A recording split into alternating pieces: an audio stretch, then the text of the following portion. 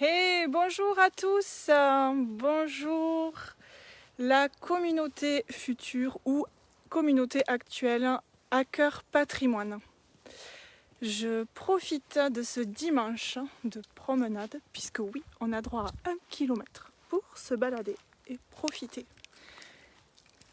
Donc c'est un moment qui est assez agréable, pouvoir profiter et d'être comme moi, pour ceux qui sont comme moi, à la campagne et de pouvoir se balader parmi les chemins, les bois. Mais l'objet de ce live, ce n'est pas parler de ma balade de 1 km, même si je vous invite fortement à le faire. C'est aussi pouvoir répondre à la question que je vous ai posée jeudi soir. Quel est le point commun entre les villes suivantes? Castres, Pau, Albi, Bayonne, Béziers, Sète ou encore Quimper. Vous avez été nombreux à participer et je vous en remercie.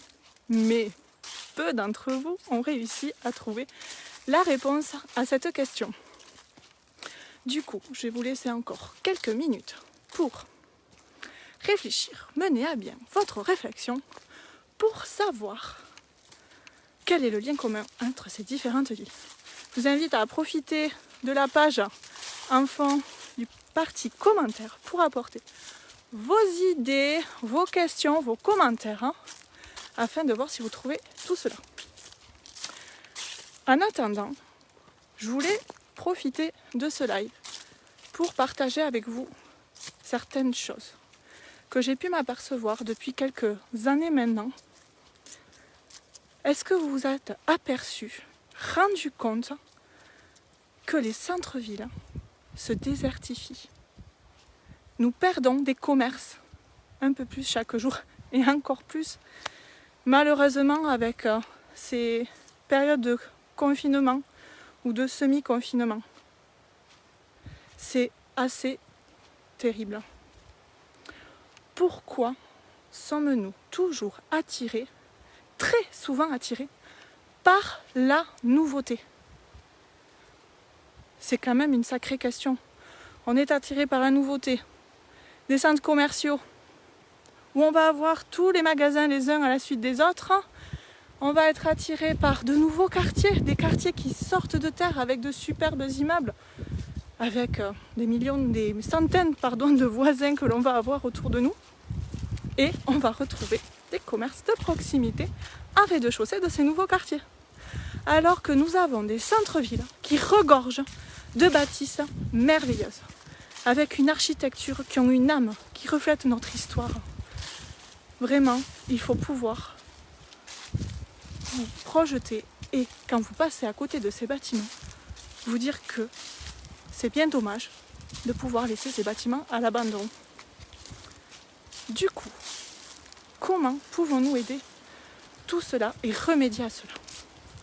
Cette semaine en particulier, j'ai revu sur les réseaux sociaux des photos, des vidéos, d'images assez choquantes qui m'ont marqué, de ces commerçants toulousains, de ces restaurateurs, ces artisans qui se sont étendus sur la place du Capitole, habillés tout de noir, pour seulement faire appel à leur future mort, à leur mort prochaine. Moi je trouve ça m'a fait mal. Ça m'a fait mal et ça m'a fait peur, puisque moi aussi je fais partie de ces personnes-là. Je suis installée depuis 18 mois, donc c'est des choses qui font peur. Mais nous pouvons tous aller pouvoir contribuer à ces choses-là. Comment pouvons-nous faire? Ceci est la réponse à ma question du live de jeudi.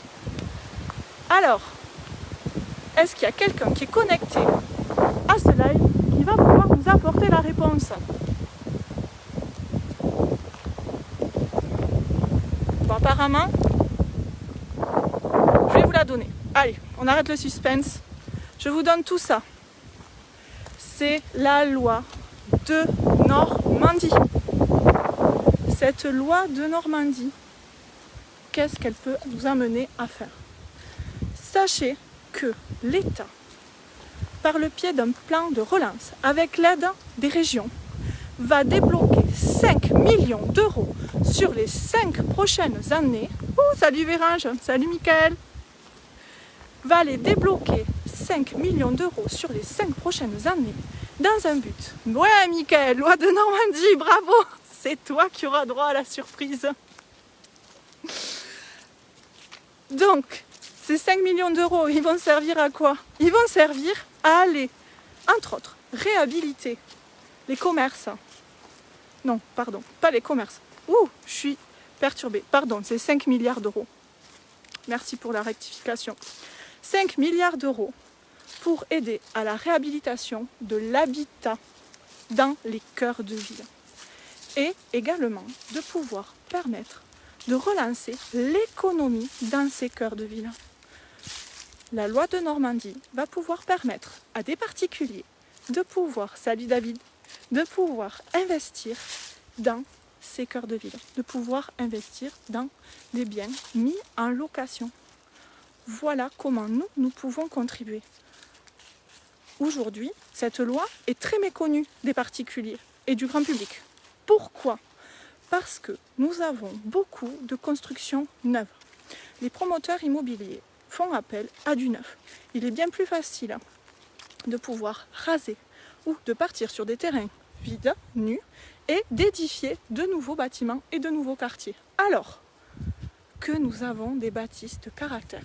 Mais cette rénovation est plus longue, plus incertaine et demande à faire appel à des métiers plus nobles, de métiers très anciens, tels qu'ébénistes, tels que charpentiers, ou encore ferronniers, ou tailleurs de pierre.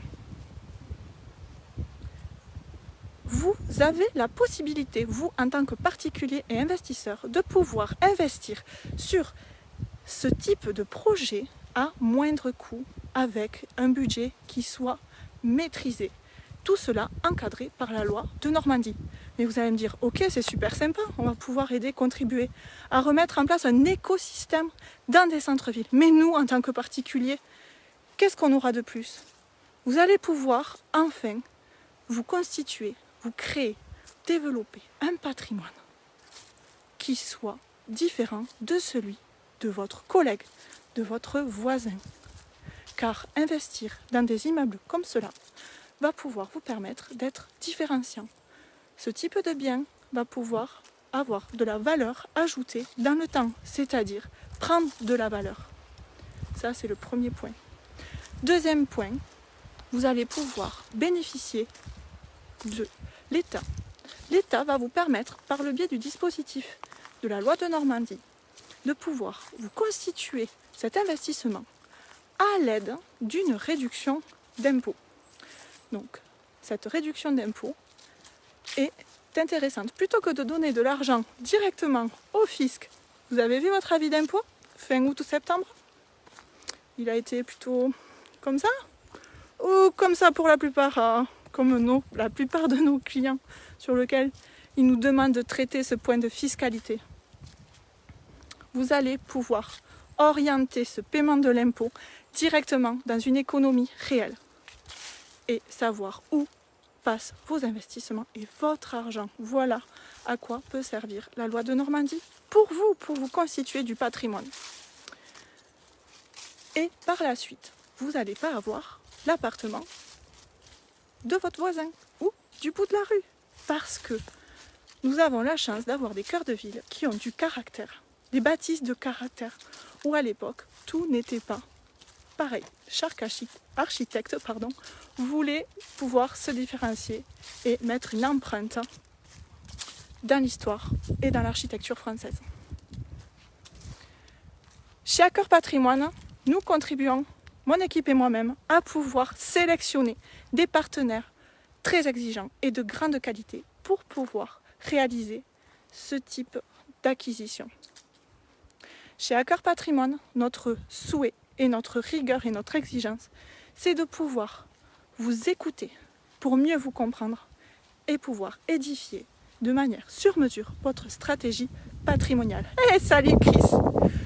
Aussi, je vous invite à nous contacter directement par téléphone, par mail, en message MP, sur Facebook N'hésitez pas à nous suivre sur LinkedIn également, ou bien à regarder notre site internet www.hackerpatrimoine.fr. Quant à moi, je vais vous laisser, puisque je vais bientôt avoir terminé ma balade, en ce dimanche beau et ensoleillé.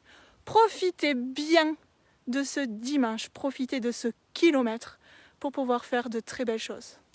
Je vous souhaite encore un excellent dimanche. Prenez soin de vous et de votre famille. Bye bye!